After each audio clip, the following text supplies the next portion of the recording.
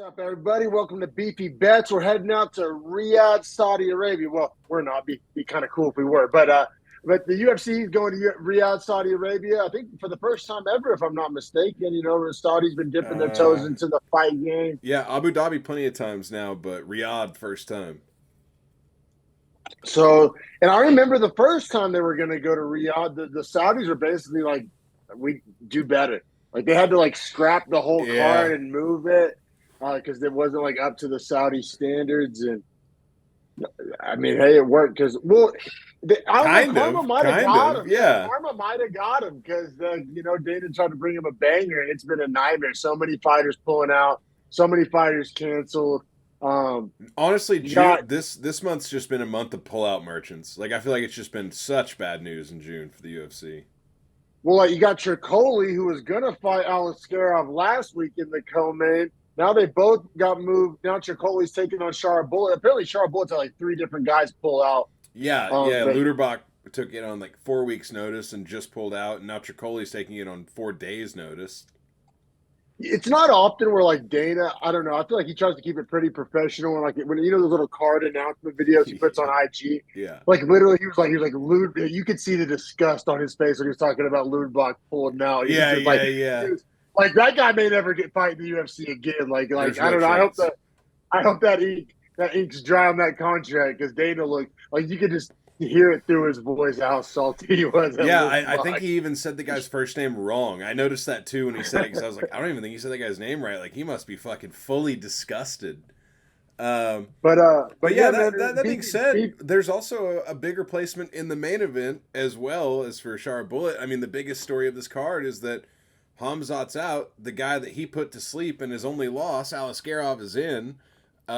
Which, by the way, I don't know if you've seen that loss. I highly encourage you to go to Twitter at some point and look up that loss for Aliskerov. It is fucking brutal. he Uh, gets starts. I'm talking like uppercut, falls forward, and then Hamzat follows up with some brutal shots. Yeah, we know Hamzat doesn't give a fuck. Man, all right. I guess we'll dive into this main event here. We got Whittaker versus Aliskerov. Huge step up for competition for Aliskerov. But with Aliskerov, it's almost like we don't know what we don't know. What he has the one win over Bruno Silva, looked, unstoppable, but not a huge body of work. Obviously, the Hamzat loss that you just alluded to, which your only loss being to Hamzat Shamat. I don't think too many people are going to hold that against you, especially when you're both on the regional scene. Um, I, there is the unknown factor when it comes to Aliskerov, but very known commodity in Robert Whittaker, and he is without a doubt a top five middleweight in the world. I have him top four middleweight in the world in my power rankings, and I'm riding. I'm dancing with the date that brought us. You know what I mean? I think I'm gonna ride Whittaker here. I got him at 2 stars. It's one of the things where it kind of should be 3 stars according to my power rankings. But like I said, there's that unknown factor, that X factor with Aliskerov, where maybe he is the unstoppable, hype beast that, maybe he does live up to expectations. I just think going from Bruno Silva to Robert Whittaker, I believe it's his first 5-round fight, definitely his first main event, at least in the UFC. The change of opponent, the change of location, the travel. He basically has like a 2-week long weight cut now. He has to stay Mhm. on weight for like 2 weeks. There's a lot of factors kind of that, like, if you were going to try to upset Bobby Knuckles, I just don't know this is like the recipe for it. You know what I mean? Couldn't agree more. And not to mention, it's not like Whitaker has had all the sorts of change up. Like, is Aliskerov's style all too different from Hamzat? It's really that very similar, except he's just not quite as good at wrestling, which for Whitaker is really the difference, in my opinion, because I think he was going to outstrike Hamzat or Aliskerov in a mixed martial arts competition, but the problem was, could he defend the takedown? Against Hamzat, I wasn't so sure. Against Aliskerov, I do think he defends those takedowns. And even if he loses the first round, I think that Aliskerov training for a three round fight for however many weeks and then shifting to a 5-round fight, but Having also to stay not on having weight, right having to travel. right, and that's the thing is the weight and travel is the management of these weeks. You're not going to start adding more cardio training because you're trying to stay on weight and you're trying to have your energy for the fight and not fully drain yourself by being cut for too long. So I think there's a lot working against Aliskerov, as well as the match that Whitaker was preparing for stylistically isn't a big change-up. So I have Whittaker as 3 stars. Yeah, I like Whittaker. And at the number two, what I look Minus on 150. yeah, minus 150, bro. That number is. I think that might golden. like that. Yeah, I like it a lot. And you know what? I got to separate these. I have too many 2 stars this week. I think I'm going to add that 3rd star. We seem to be in lockstep. I mean, Aliskerov has to get the 1st or 2nd round KO to win this, right? Like I don't see him edging out in going 5 rounds and out cardying Rob Whittaker for all the reasons we just listed. And unless Whittaker's like age/chin is really cracked from the Dricus fight, which we saw him, I think he's fought Paulo since then, right? Yes. And looked just fine. And who else did he fight that he looked pretty good against? Let me look at his fight history right here. Also, hear me out on Whittaker plus 215 by TKO. I think Vittori. Whittaker looked good against Vittori as well. Yeah, for sure. So you like Whittaker by KO here? Yeah, just because Aliskerov's can't go the full 5 rounds. Exactly, it's a gas tank thing. I think Aliskerov has 8 to 12 solid minutes in him. I think by the time we get to possibly minute 21, and I'm sweating this KO TKO, Aliskerov's just a dog in mud, just can't move. Whittaker made for 5-round fights. It's what he does. It's what he likes to do. And I just like his power. He doesn't really lose power over the 5 rounds because he doesn't really strike with fight-ending power in the 1st round. It's just kind of solid power. It's not fight-ending power that withers. Steady as she goes, for sure. You said that was plus 215 on the KO prop? Yeah, I don't hate that one. It's not my favorite, but just something out there. I honestly like the minus 150 on Whittaker just to get it done. Me too, man. Me too. And we can keep it pushing to the next fight, which we got Pavlovich Volkov. Man, I could argue this should be the main event with the opponent switch. And I don't want to see heavyweights go 5 rounds, so I'm glad that it's not.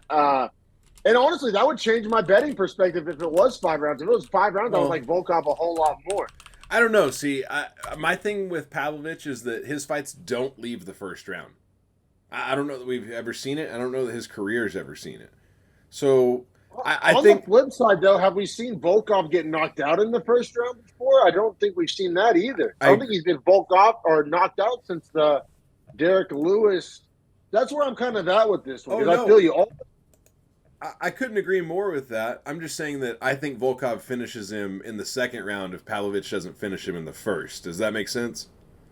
No, that does make sense. What in the hell? Pavlovich has a 5-round fight, and it's a decision win. Wow. So the over/under set at 1.5 here. The over is at minus 160. So Vegas thinks that it's going to go. Oh no, I'm sorry. Under 1.5 is minus 166. Yeah, that's interesting. I mean, that's kind of on par there. To be fair, since 2017, he hasn't had a fight that's left the 1st round. And coincidentally, that is his last time he had a 5-round fight. And so since his 5-round fight, he hasn't let a fight leave the 1st round. It's almost like he had a 5-round fight and he decided, I don't ever want to do this again. Yeah, for sure, man. But, I mean, it sounds like we're both taking Pavlovich. Just the question of how many stars, how bullish are we? I have it 2 stars, which is another reason why I'm glad I added the 3rd star to Whittaker, because I'm definitely more confident in my Whittaker pick than I am my Pavlovich pick. Pavlovich should get it done. There's a couple X factors here. You got the experience. You got coming off of Pavlovich's first knockout loss. You never know how a fight is going to bounce back from that, and it was a brutal KO. Granted, there's been plenty of enough time. I'm not talking so much like physiological as I am psychological. Like, is he going to be doubting himself? Is he going to maybe second guess himself a little bit? Any concerns on the mental state of Pavlovich going into this one? No, not really. He's taken a good amount of time off since the loss. I think if you watch the knockout when he gets knocked out by Aspinall, he's throwing and is very close to hitting Aspinall. He just missed it barely, and that is the fight game, right? And I think that might be the gap between him and Aspinall is that close. Whereas I think Volkov's more of a 5 to 8 range guy. Whereas I really do think Pavlovich is a top 3-4 kind of a guy, especially with age considered. I don't know. I have Pavlovich as 2 stars for a lot of the same reasons as what we've talked about. but I am pretty confident in him that if he is, like, if I was going to bet him, let's say, right? Minus 240 at the book, well, I'm obviously just going to take him by KO TKO, right? Which, like, maybe it's minus 200, but minus 140. Like, that, I feel like, is very justifiable. Yeah, because that is for sure his path to victory. Volkov's going to strike with him. Typically, we have seen Volkov kind of grapple more as of late. And maybe a damn good idea if that's what he was able to do. But I just don't see it. I mean, Pavlovich is a motherfucker to take down. He's a huge – and if you see how jacked he is, he looks like he's in phenomenal shape and on phenomenal pharmaceuticals. Yeah, that's what I'm saying. Like, maybe the whole we shouldn't put as much stock in the distance of the fight either. And if we don't put distance in fight length, he's knocking out Volkov. I mean, that's just – it is what it is.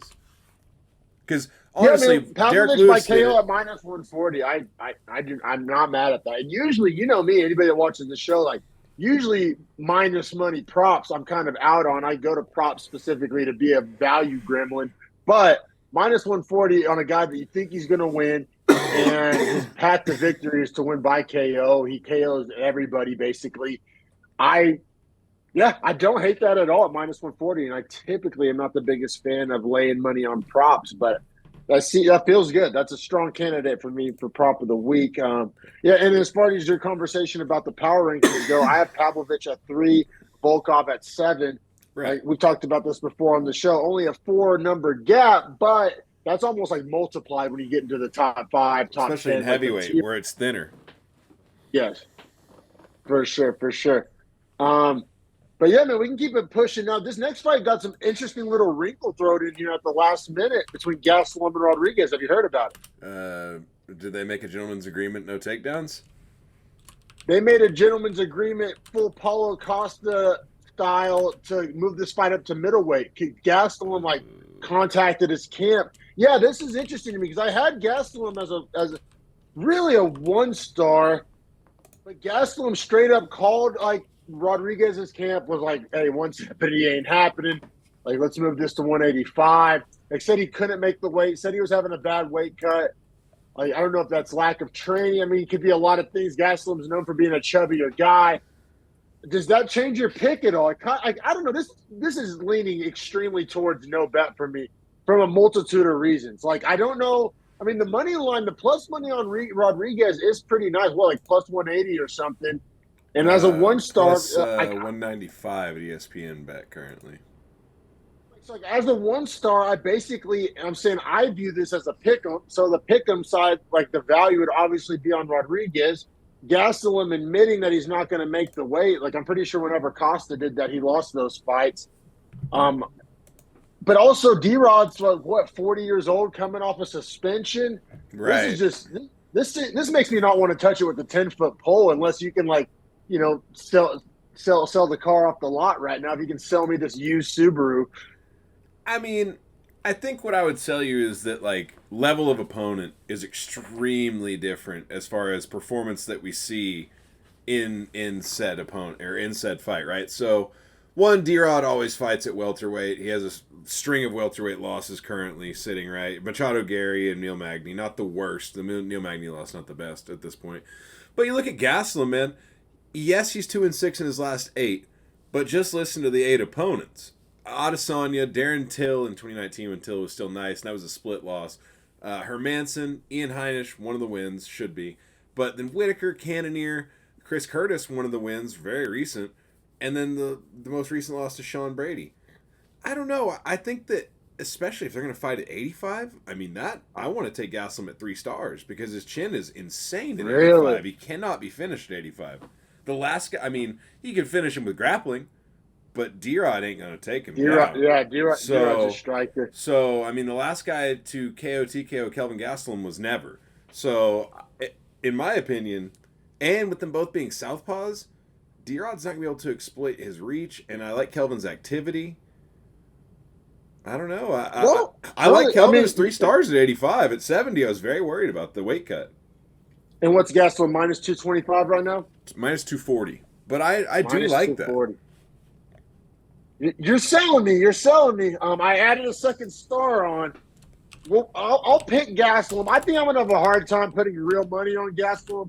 but he'll get a verdict pick. Yeah, I mean, we're taking Gastelum. My power rankings, I have Gastelum at 25. I have D-Rod at 29. The D-Rod coming off the suspension. He's the older fighter, even though Gastelum has a ton of miles. You haven't ranked at those ranks in different weight classes, though, right? So this is annoying. I had recently just moved Gastelum to my welterweight rankings and took him out of my middleweight rankings, and then now we got to put him back. I got to squeeze him back in the middleweight rankings. Looks like he's not making welterweight any more time soon. If this is happening, you're not getting any younger. Yeah. So for me, this was probably a 1-star Gastelum at welterweight because I just hate the sample size. I don't know what to expect. I know that cut's hard for him, even though he's a fat-bodied, short kid, so it shouldn't be. Yeah. You telling me this fight's at 85? Gastelum by decision all day long. I don't know what the money line is on that, but I love that. He ain't gonna finish D-Rod. But okay, Gastelum by decision, a little prop candidate. We will revisit later. Yeah, Gastelum by decision plus 100. So Vegas agrees. Yeah, I'm not mad at that. Gastelum by decision, very interesting. But yeah, so it sounds like we're both taking Gastelum here. Yeah, fight getting moved up to middleweight does seem to favor Gastelum. We got more middleweights up next, man. We got Shara Bullet taking on Trocoli, making his debut. Trocoli's a big son of a bitch, but he has a very unimpressive topology. He's been super inactive. If you look, most of his fights are like in 2016, 2017. I think since 2021, he's only had one fight. He has some L's on the regional scene. Shara Bullet's undefeated. I have Shara Bullet 4 stars here, but at minus 550 with the unknown factor of the debut, probably going to stay away from this one. Yeah, I also have Shara Bullet as 4 stars, but this, as I was saying to you, is my one unbettable fight of the card. Unfortunately, minus 600 really isn't justifiable for me with a guy with one eye anytime. So, I don't have honestly too much to add to the breakdown, just because, I think we're not going to bet it. So why we're not going to bet it? But also, I think Trocoli has not fought anyone to this level. I think when you hear Dana talk about a guy and he's saying his length is one of his main attributes, that's probably not the best thing that I'm hearing. He wasn't saying knockout power, he wasn't saying speed, he was saying his length might be a problem. Yeah, and because I think Trocoli's 6'5", if I'm not mistaken. So he's a big boy. Right, but Shara Bullet, very creative striker, so I don't think that length is near as much of a problem for him. And at the risk of sounding cliche, probably just going to chop down that tree, right? I imagine a lot of leg kicks from Shara Bullet. Couldn't agree more. Working his way in. Yeah, just not a number I'm willing to lay, but definitely a fight that I would pick Shara Bullet, probably TKO second round. Yeah, definitely getting a lot of XP on old verdict, man. Man, I'll be real. This next fight, probably outside of Pavlovich Volkov, is the fight I'm looking most forward to, just as a viewer, as a spectator, as a fan. Oezdemir Walker. Yeah, fantastic matchmaking, bro. I have Oezdemir 10 and Walker 11 in my personal power rankings. Vegas has this as basically a pick 'em. I don't think anybody has any really bullish takes on this one. Both guys have insane power. Johnny Walker, you always have to mention his freakish 6'6" frame, but it doesn't seem to help him all that much in fights. Well, he's an idiot. He's an idiot. You hear John Kavanaugh calling for jabs all fight long, and you see Johnny Walker throwing 0 jabs, and he's 6'6" with a crazy reach. This guy should be based on leg kicks and jabs, and he does leg kicks, but then he gets stupid with it and tries to throw uppercuts, and it's hey, when you throw uppercuts, you're allowing a guy that's 6 inches shorter than you to also be inside. They have basically the same record. Walker 21-8, Oezdemir 19-7. To be honest, Oezdemir 1 star here. This hear me out. Could be my prop of the week. Under 1.5 plus 125 right now. Under 1.5 rounds is what? Plus 125. I have Oezdemir 2 stars, but as far as my bet on this would probably be the under, because I think Johnny Walker's chinny, and I think Oezdemir leaves himself open to getting hit after the first round. So, and Johnny Walker fresh off a rest, I could see him starching him in the start of the second round if he somehow survives the first. I think Oezdemir could get him out in the first. Yeah, that definitely could happen. Oezdemir Walker under 1.5 at plus 125. That is very interesting as a prop. Yeah, then what's the money line? Oezdemir, like what, minus 110? Minus 110 each way, yes, sir. Yeah. Yeah, just it's not juicy enough on either side. This is where if I was getting plus 140 on either guy, I'd probably do a sprinkle. Right. But the minus 110, and I'm not feeling that bullish about it. You like Oezdemir a little bit more than I do, but like I said, Walker's a hard guy to really have faith in, and Oezdemir hasn't been super active.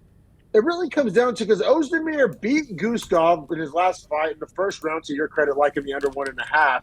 Which is aging well. Is aging well. That's what I was going to say. Before that, lost to Krylov, which Krylov's damn good. Gave Yuri a very tough fight. Let me look at something real quick. Oezdemir gave Yuri a tough fight in his own credit until he got just tired and, I mean, you just couldn't put Yuri away. If you can't put Yuri away, you're done. And, like, this is good matchmaking, too. So, like I said, has the win over Guskov and the loss to Krylov. I have Walker basically right in the middle of those two guys. Like, I have Walker above Guskov and below Krylov. So, like, as far as MMA math goes, it's hard. Like, I don't know. Everything seems to make sense. I love this matchmaking. Can't wait to watch this fight. Probably won't actually bet it. Oezdemir 1 star for me. Oezdemir by KO on verdict. Yeah, I mean, Oezdemir KO is plus 260. Walker KO plus 220. So Vegas a little more keen on Walker by KO. I disagree. I think if anyone's chinny in this, I've seen Oezdemir eat some crazy shots until he can't. Like, he'll eat crazy shots 3 or 4 or 5 times, and then he gets put down at the 6th or 7th. I've seen Johnny Walker get starched by jabs. So Oezdemir by KO is plus 240. Yeah, plus 260. Jesus, I mean, that's the value gremlins in my ear whispering, but man, I might have to do a little sprinkle on that. I mean, like I said, we like the under 1.5, which means we like the winner to get the finish. Both these guys have knockout power. Like you said, Johnny Walker's, I think, chinnier than Oezdemir. I support that statement. I don't know, kind of all roads lead to Oezdemir by KO, right? To get plus 260 on that. You want to hear something very wild? So here's how the books have the over-under set for this fight, and I've never seen this before in my life. Over 1.5 minus 165, under 2.5 minus 165. So you, so you're not getting any value on either. But check it out. Under 1.5 is, they're saying, less likely to happen, or over 2.5 is less likely to happen. So they're specifically calling in a 5-minute window for the fight to end between 7.5 to 12.5 minutes. I've never seen them be that specific. Does that scare you off the under 1.5? Kind of does. Kind of does for me too. And I'll be real, if I'm betting a prop, I like the KO TKO though. KO. Yeah, because if they're telling me that they love the fight to end 7.5, 12.5 minutes, I don't have to bet decision. That clearly can't happen that way. So, and it's not going to be a sub, I don't think, from either of these guys. More likely Johnny Walker with the sub than Oezdemir for sure. So yeah, Oezdemir KO plus 260. Add it to my list. I have a lot of props that I like this week, like I said. Oezdemir by KO, I like it more than the under due to that little nugget you just dropped. So thanks for bringing that into the show. But yeah, let's say can't wait to watch that one. As far as betting the money line, not a big fan of it. Look for props on the Oezdemir Walker fight. Let's keep it pushing to the prelims here. Another fantastic matchmaking where value gremlins might be getting to me again, man. We got Gordon taking on Haqparast. I got Gordon power rank 25, Haqparast power rank 28. That's what I'm saying. I love the matchmaking here. It makes a lot of sense. Both guys similar level of fighter. I think people are going to look at the Gordon topology, see the loss to Patty. Like, we both had him winning that fight. Remember the outrage? Everybody had him winning that fight. Like, that's a win in my book. Like, in the Dom's topology, that's a green letter right there. I don't know if Haqparast has a win that good on his record compared like a Patty win with his, that I fully consider that a win for Gordon. I like Gordon here, especially last time I looked, it was like plus 195. Granted, like I said, I'm only going 1 star because of the closest in my power rankings, but like this is just like I said earlier, where on the Walker Oezdemir fight, I said I have them neck and neck. So if I was getting plus 140 on either guy, I would take it. Well, hell, I'm getting plus 195 on Gordon on what I view as a coin flip. Like I had that's how I'm viewing this. Like, call it value monsters, call it gremlins if you want to, but like a fight as I see as a coin flip, you're giving me plus 195. I kind of got to take the juiced coin flip. How many stars did you give Gordon? 1 or 2? Just one, because like I said, they're 3 spots apart in my power rankings, 25 and 28. So like I said, that indicates a coin flip to me. Like, I view this fight as a coin flip. I think this fight very much is a coin flip. I have Haqparast as a 1 star, but just for the matchup, the style. It's just that Haqparast being a southpaw and having probably faster hands than Jared Gordon could give Jared Gordon a little bit of problems. He was struggling with Bobby Green until that headbutt. Yeah. Also, though, these Haqparast wins have been over. Oh, they're terrible. Bro. They're terrible. They're Makdessi, Quinones, and Malarkey. And he couldn't get Quinones or Makdessi out of there. I think Gordon, and then he has the losses to Bobby Green and Dan Hooker. I think Jared Gordon's a lot closer to a Bobby Green or Dan Hooker than he is to a Makdessi, Quinones, or Malarkey. Like, I think Gordon's going to give him some trouble. You're right, may not be the fastest guy in the world, but... Do you worry about age at all? Jared Gordon getting older and Marco Madsen being absolute dog water trash and that win being worth nothing? Like, we didn't get to see much out of Jared Gordon in that win. 35. That's my only reason that it's like I like the southpaw orthodox matchup. I like the hand speed and I like the age. So that's why I've Haqparast at 1 star. It's an absolute no bet for me, and I could see either guy winning. I guess in the Billy Walters logic. If I have to bet this fight, I'm betting Gordon because either it's 50-50 for me. So if I'm getting plus 195 on a 50-50, I'll take it. However, I'm not going to bet it. But I understand that logic. It's a very Billy Walters pick for me. It's like it does feel like a little bit slot machine-ish, right? But like if you have like good odds on a slot machine, you're probably pulled the trigger. Like, I mean, it's a dog I don't feel bad about. It's like a hand of blackjack. Like if I pull a 19 and lose to a dealer 20, I don't feel bad about it. I had a high percentage chance to win with a 19. So dog of the week candidate. I know it's the first guy with the plus next to his name that I like. I'm not saying we got to lock him in as dog of the week, but I'll put him as a candidate. Said I just purely built Billy Walters' mentality on that one. I got a dog I like way more, but Gordon was in my consideration as far as like dog that honorable mention dog. Yes, exactly right. I said I had 2. He'd be the honorable mention because it's such a 50-50. I do have a dog I actually like, though, to win the fight outright. Fair play.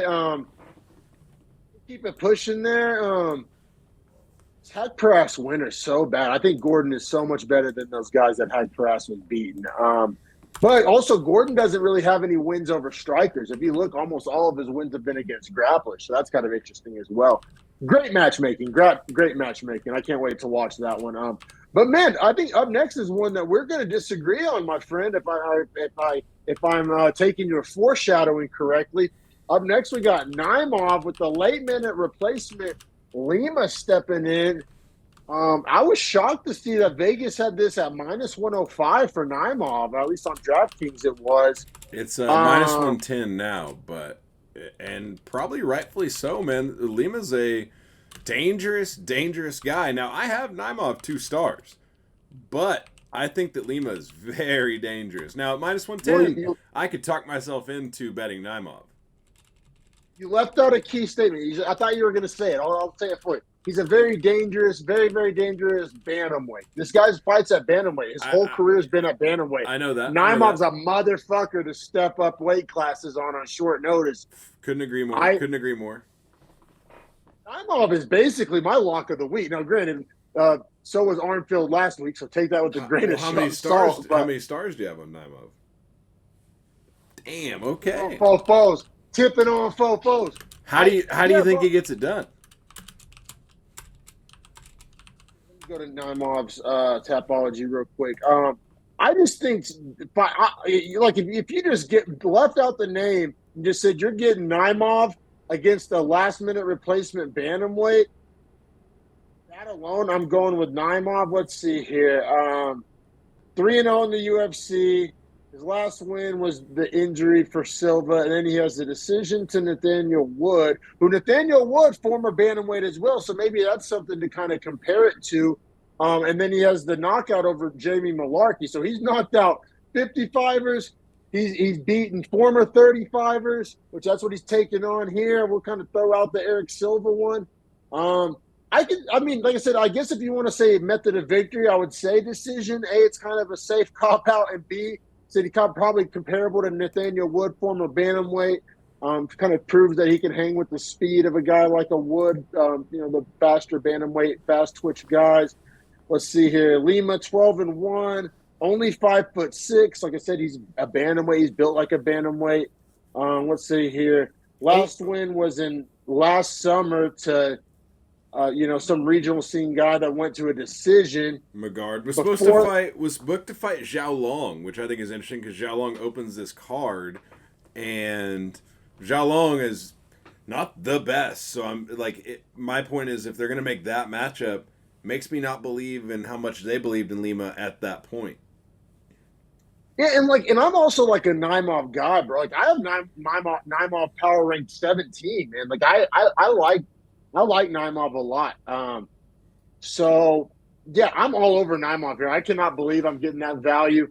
I'm hammering. I'm not going to let Arnfield scare me out of being bullish with my picks. All indications point to Naimov. I mean, Lima's tiny. Naimov's a pretty big featherweight. I believe he has taken a fight at lightweight. I'm pretty sure that Malarkey fight was at lightweight. So he's a big guy. Now, you could argue that Lima's going to have the speed advantage, and maybe he will. But like I said, he's fought and beaten Nathaniel Wood, who presents a very similar frame and style. I think that's what we can take the most away from. Now, the only difference is Wood wrestles a lot more. Lima moves forward and tries to strike. Like, he is a Muay Thai style guy. Yeah, but I think that even favors Naimov. I agree. When a guy's facing a smaller guy, it's like, oh, can he catch up to him? But if he's going to be walking forward, so it's going to be basically power on power, I'll take Naimov. And Naimov's win over Malarkey even looks better. Like, as far as, like, if you're going to consider pound for pound abilities. I mean, he went up a weight class to get in the UFC and won. Went back down to his real weight class. Took on an up-and-coming bantamweight that was coming up. Beat him. And then knocked out, Eric Silva, who gives a shit, but knocked him out first round. So, yeah, like I said, Naimov 2 stars. I just think that Lima is dangerous. And I do a 3rd star. You're not going to take the 3rd star in red, pull it off the lot. I'll take this commish. I'll say 2.5, but here's what I'll say. I'll take it in blue because I like Naimov for parlays a lot. The value of -110 I like tremendously for parlays. Yes, agreed. The number, getting Naimov, because like the thing is, I don't think we'd get Naimov at -110 against like a top 30 featherweight. Right. We're going to get him against a debut bantamweight? We're going to get that number? If we're looking at like a Billy Walters star logic, like if that's how the stars are, then he's 3 stars because I have him as 2 stars by my own odds of -160 is how I'd probably fairly set it. And I like him as a 2-star winner just to win the fight. So, yeah. 3-star value. 3-star value. 3-star value. Pick. Yeah. Yes. Yeah. There you go. Wait, that's the way to say it. Now, this next fight, bro, we'll keep it pushing here. This next fight makes me nervous, bro, because it's like, could be Fakhretdinov, but we talked about it a little bit on last week in our little look ahead. Like, Dalby's the hype train killer. He's the train derailer. That's where hype trains go to die. Makes me nervous. Age is pointing to Fakhretdinov. My own power rankings are Vegas at -360, screaming Fakhretdinov.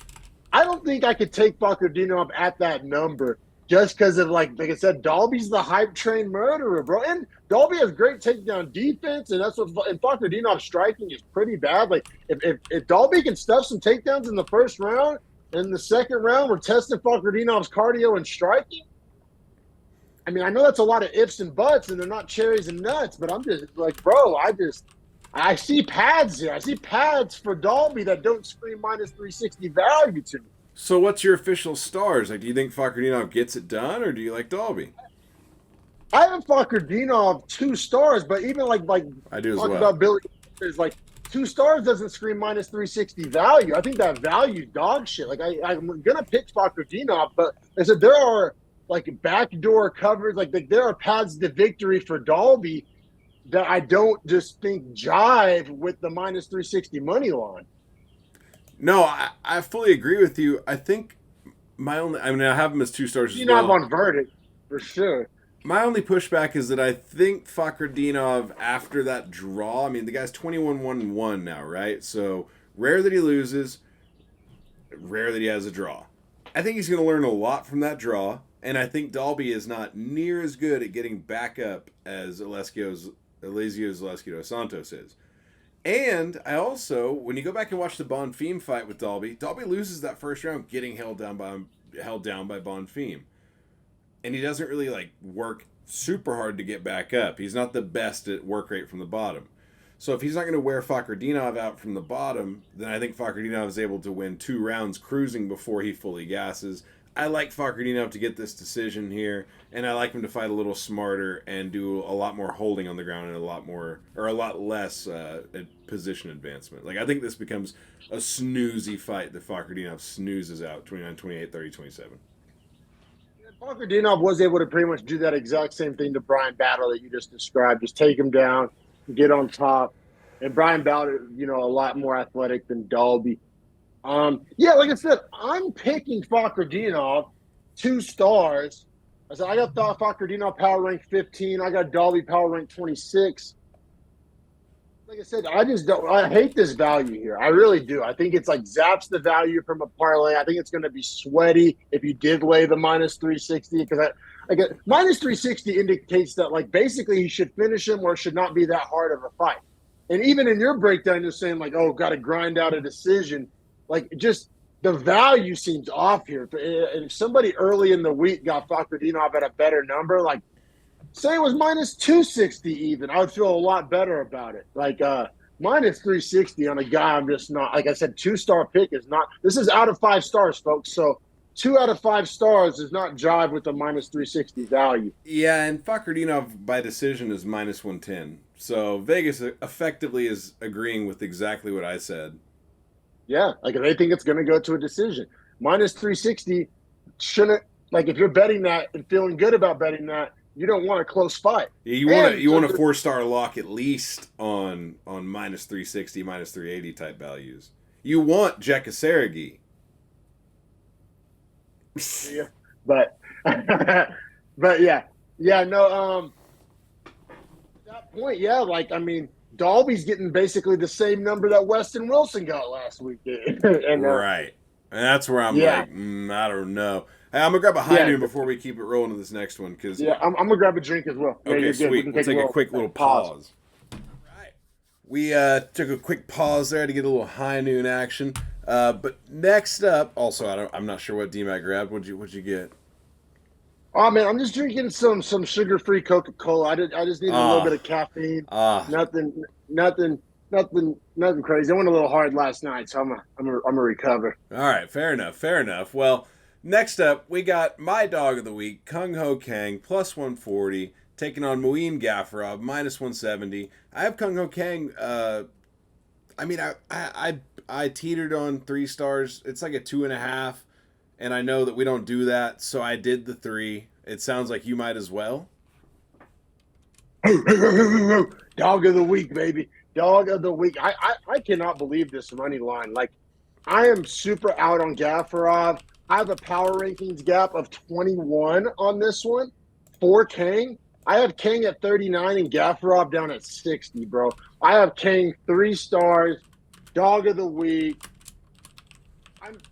I may have a couple bets involving Kang. I'm probably going to do a straight, and man, throwing him on a parlay doesn't sound like the craziest thing in the world. No, absolutely not. I mean, I like Kang more than I like Pavlovich. As crazy as that sounds, like you're giving me plus money. It's just so weird to me. I do my stars before I look at the numbers. So, like, I had Kang as a 3-star before I knew he was a dog. Like, I legitimately really like Kang in this fight. I've just been wondering, like, my only pause for cause is literally why do people like Gafurov so much? Like, he's this fat body bantamweight, and he kind of fights. It has to be the age on Kang, right? It has to be. I can't think of anything else it would be. But even Tapology's power rankings, they have Kang at 40. Let me go back. And they got Gafurov at 73. So it's not like I'm the only person. Like, Tapology has Gafurov ranked 13 spots lower than I have him ranked. Like, so it's not like I have some weird anomaly in my rankings. You know what? This might be the bet of the week as far as just your rankings, my rankings, Tapology's rankings. I would say probably most of the world's rankings. I don't understand where Vegas got this number. It's completely out of the blue. Unless you want to try to like, quote unquote, learn a lesson from last week's D Silva pick, because No. I mean, 36 years old, D Silva was 38, so even that's not necessarily apples to apples. But yeah, Kang, 36 years old, like getting close to 37. He's no spring chick, but he's coming off a decision loss to Castaneda. But I mean, I think Castaneda's a lot better than Gafurov. He has the win over Christian Quinones before that. And I think Gafurov is more closer to like the Christian Quinones kind of level of guy, personally. Now, he does have the loss to Ronnie Yahya in 2021, and you could argue that maybe stylistically Yahya's a little bit like Gafurov, a little bit more of a grappler, but I don't know, man. I like Kang here, bro. If I lose the bet, I lose the bet. It's called gambling for a reason. But Kang 8-4 with no one or 8-4 with one no contest in the UFC. Gafurov is 0-2 in the UFC. Never beat anybody. Now, granted, and he lost to John Castaneda as well. So if you're doing MMA math, that's probably how they even got match made here. Dude, they both have a Castaneda decision loss to the same guy. Castaneda's the can killer. We literally just went over two fighters before that had both lost to Castaneda. And I think both these guys have, in fact. Both of these guys have, Like Castaneda just crushes cans. Like he keeps guys below the 40 line in bantamweight. Yep.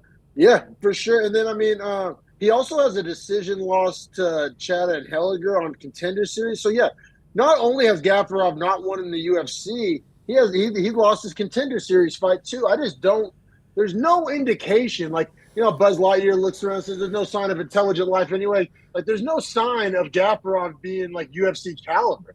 Like, besides the fact that he's from a country that ends in Stan. Like, literally, like, he's a Tajikistan guy. Yeah. He looks the part. You see the beard, you see the muscles. Like, he looks the part, but there's zero, like, indication. Also, he went 3-3 in one championship. Bro, so, call me crazy. Yes, and Gafurov, we went over in our prelims breakdown, our little Saudi Arabia preview we did there. If you didn't see it, check it out. It's timestamped. You can just go to the video, click on it, easy. We talked about, though, that every time Gafurov fights anyone of actual promotional caliber, so one UFC, I would even argue that like the higher end PFL guys, or like when Bellator was good. Contender Series even. Right, like when he fights on a higher promotion with higher value fighters, he doesn't win. And I think that Kang Ho Kang, 8-4-1 in the UFC, clearly has proven he can win. And at plus money, this to me, call me crazy, this is Vegas knowing the Gin Pub is gonna bet up the Tajik guy in fucking Saudi Arabia. You're right. I think they just think that the money line is set because casuals are most of the bettors. Sharps aren't most of the bettors, obviously. I'd say we're closer to sharps than casuals. And this is where sharps farm. Yeah, man. Like I said, I'm probably gonna have a straight bet on this. I may have a little parlay, or like, call me crazy. I don't even know if you want to get out the parlay calculator real quick.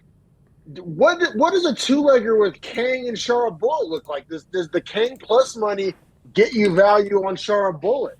Oh, because you're saying then you could just take the two-leg and just almost if Kang wins, like pretty much guarantee yourself another little payout on it. Exactly. Like what is plus, the two-legger? Plus 180. I hate that. It's not terrible. I mean, I think there's I think there's other fights I'd rather take, perhaps, I'm just talking about using the Kang, like, essentially lock, how we feel, and, like, using it to buy you value. You're basically buying Shara Bullet value. You know what I mean? Like, if you want to bet the Shara fight. But if you two-legged Kang and Naimov, you're looking at plus 360. That's another possibility. Kang, Naimov, because Naimov is my second probably most bullish pick. Actually, no, it's my first most bullish pick. Right. So that's I'm what parlaying saying, like, my two favorite picks together. I'm not even value hunting here. Like that's is plus sound, 360 on your like, favorite. Like yeah. I'm saying, that's probably got to be one of your parlays this week. Yeah, no, I like that a lot. Actually, you know what? Even bet the Kang straight. I might do both of those 2 legs. I have this weird like superstition where I don't like having one guy on 3 different tickets. It spells catastrophe if it goes wrong. Dependence, over dependence. It's smart gambling. Yeah, that's why I'm going to mix up a lot of different parlays this week instead of riding just one with a lot of units. I'm going to mix them up. Yeah, I think so, bro. Because like if you have one guy on 3 different tickets, whether it be straights or parlays or props, just one guy on 3 tickets. I'm trying to avoid that lately. But yeah, so we both just sucked off Kang nice and good. We're all over him, 3 stars. Plus 136, right? Or plus 135. Plus 140. Plus 140. God, I love that so much. All right, man. We'll keep it pushing here. We got this is a name for your ass. What is it? Gaziasulov? Oh yeah, I got it. Magomed Gaziazulov versus Brinson Ribeiro. I mean, you hit it pretty hard on the face. Gaziazulov minus 330. Brinson Ribeiro plus 255. This fight, I guarantee you, fireworks, super fireworks. Gaziazulov fights undefeated, 8-0, 8-0, and fights a lot like. I mean, I hate to say Hamzat, but that's kind of not even Hamzat. Just, I mean, Dagestani crusher. Like, is going to throw power bombs, go for takedowns, and try to ground and pound. Very violent style. Brinson Ribeiro, also very violent style. I actually like the Gaziazulov TKO here. Ooh, what is that? Let's see. I just like him to win the fight. By that, I haven't even seen the value. Gaziazulov TKO minus 120, minus 130, depending on where you go. But I like that in parlay with some of my Vegas other. Agreed. Yeah. I'm just gonna put Magomed. Oh yeah, that last name's a motherfucker. I definitely copy and pasted that. I wasn't typing that out again, but yeah, I mean, this is a no bet officially for me because like I think Ribeiro is a can. But there's just, you're not getting a lot of value on Gaziasulov. You're not, I mean, he's making his debut, so there's still question marks there. Don't see a point. I mean, like you said, Gaziasulov by KO minus 130, so you're not even getting a ton of value there. Man, I just kind of don't see the point in betting, laying minus 330 on a guy I've never watched fight, making his debut. But also, I definitely understand fading Ribeiro. I think Ribeiro's like an actual can. So this is a no bet for me. Like I said, you got a debut guy fighting a can. Those are very tumultuous to bet. Yeah, you know what's so weird about it, man, is that like I actually have Magomed at 4 stars. I didn't even assign stars to this one just because I hate betting this kind of fights. I'm not like even arguing with you. Like I don't disagree with 4 stars. I mean, Vegas minus 330 sounds like Vegas has it 4 stars. He's a guy that fought in Khabib's league like coming up. Like that was the first league he fought in. Then he went to Brave, which is where Hamzat came from before he went to the UFC. Then he, not the best Contender Series win, but super dominant. It just wasn't like a finish, if that makes sense. Yeah. So I think like Ribeiro, terrible takedown defense, and also hangs his chin up when he throws bombs. I could see Gaziazulov getting him out of here, but I also just think the Gaziazulov definitely going to win. Minus 330, go back and forth on. I'm probably going to put him on at least one parlay, though. I think he's a pretty hard lock. Okay, yeah, I mean, I don't disagree. I love fading Ribeiro, but yeah. I hate betting on debut guys, but yeah, point well taken. I'm glad you brought that to the show. You had definitely more to add to that breakdown than I did for sure. Man, up next was supposed to be Dumas and Talulian, but I think that fight got canceled. I didn't really hear or read why or anything. You know why that one got yanked? I did not, and I wish it would have happened because I like Talulian a lot in that fight. I mean, Dumas just fully out. Like anytime a guy starts saying like, oh, yeah, I didn't take my last fight serious. I was high during my fight. That's why I lost. No. You lost because you don't take fighting serious, and you're not going to change that in a 4-month window. Oh, you know what it was? It was Dumas visa issues because he just recently got, like, arrested and all that shit. Hell, it wouldn't surprise me if our own government didn't want him leaving the country. Yeah, He's a sketchy dude. he is Yeah. 100%. So that, dude, the list Tapology right now. This card had 1, 2, 3, 4, 5, 6, 7, 8 fights either canceled or opponent switches. Like 8 different fights. Holy shit! Oh yeah, Farid Basharat was supposed to fight Montel Jackson, and Basharat pulled out again. Oh, that's weak. Yeah, I'm telling you, this card's been pullout Merchant City. Oh, this is why Dana was so pissed at Luderbach. He failed his urine test. That's why Dana's so pissed. That makes sense. Wow. Yeah, and then Melsik Bogdasarian was supposed to fight Naimov. He tore his labrum. That's gnarly. That would have been a way better fight. But I'm honestly, as a bettor, I'm glad that opponent got switched. I like Naimov even more in this new matchup. Saidnur Magomedov was supposed to fight Montel Jackson, and he withdrew. Let's keep it pushing to this last fight so we can get to our best bets here. Yes, sir. Yeah. Sorry, my bad. Got off the rails there. Man, this is actually a fight where I kind of do have a pick. It's 2 debut road to UFC guys, and I usually don't love these picks, but just doing some kind of just surface level digging, I kind of like Lee, bro, especially at -110. I do too. I have Lee as 2 stars, but he's -105, so technically the underdog. I mean, if you were going to call him that, I'd say it's still pick him. But yeah, I have him as 2 stars.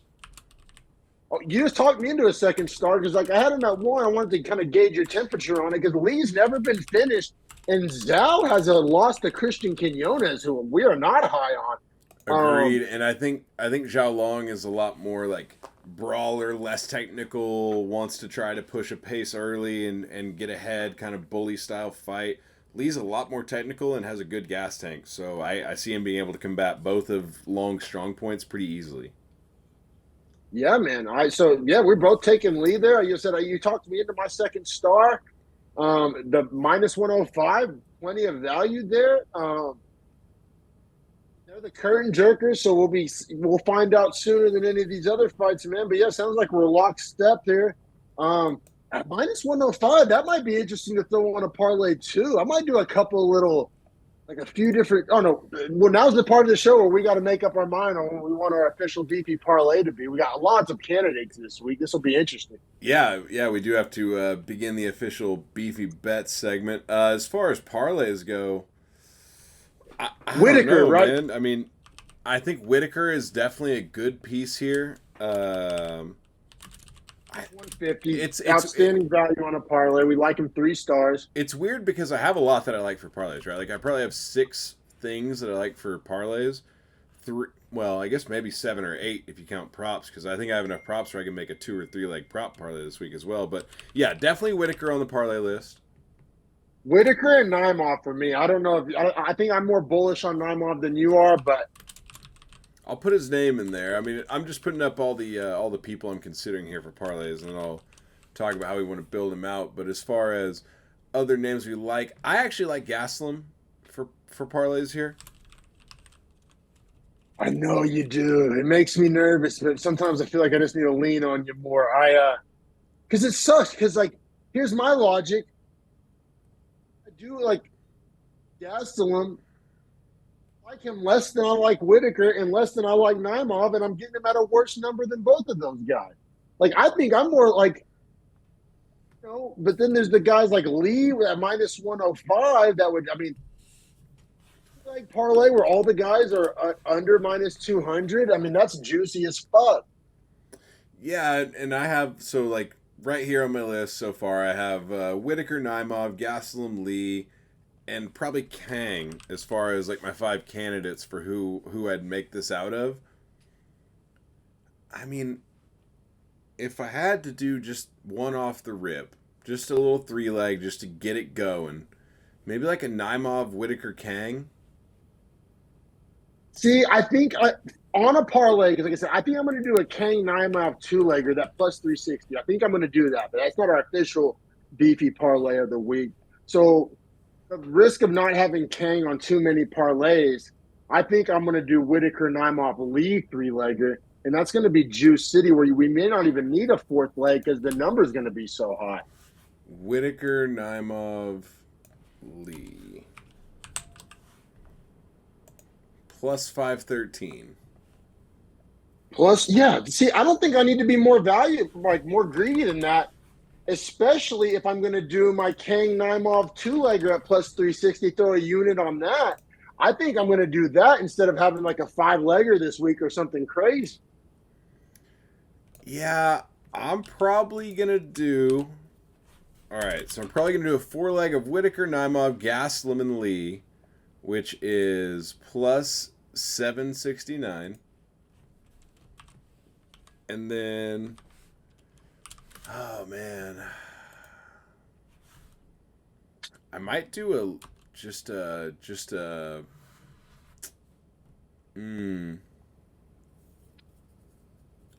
Kang and a Lee. I wonder, like, what's Kang Lee Naimov? Kang Lee Naimov's going to be juicy, like but plus 500, plus 600. Because Kang Naimov's plus 360 on the 2-leg. I'll do Lee Naimov instead. Let's see what a Lee Naimov looks like. Should be minus 300 roughly. It's minus 275. You mean plus? Yeah, I'm sorry. Yeah, plus 275. Yeah. Don't hate it.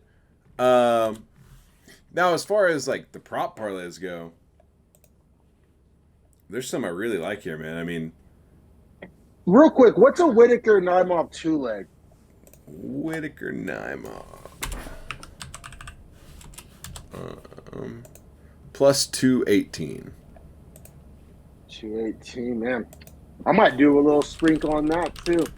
I could also see myself doing that. Naimov. I mean, those are like the cruxes of that's the base of any parlay. You can play around with the 3rd and 4th legs, but I think Whittaker and Naimov are basically our 2 locks of the week. Those are our 2 favorite picks of the week, it sounds like. Kang, dog of the week for sure at plus 140. Absolutely. 100%. And then props, Whittaker, KO, TKO plus 215. Pavlovich, KO, TKO minus 145.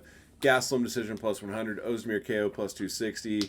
And Magomed, Gadzhizulov by KO minus 130.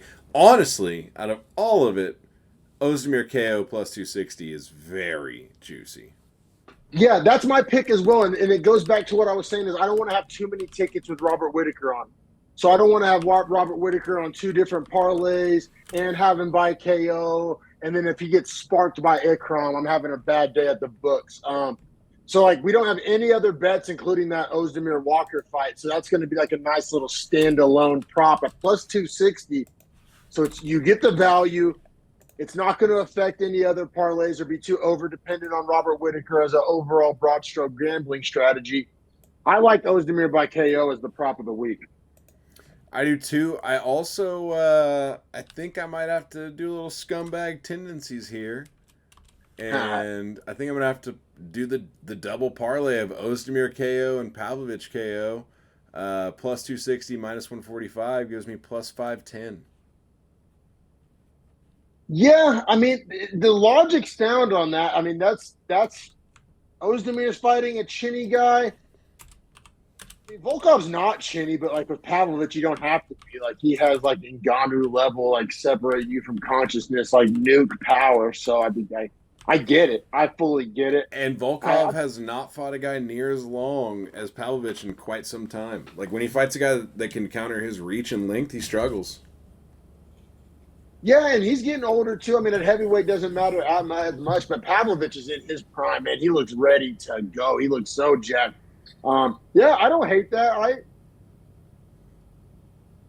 don't think I would parlay those two together.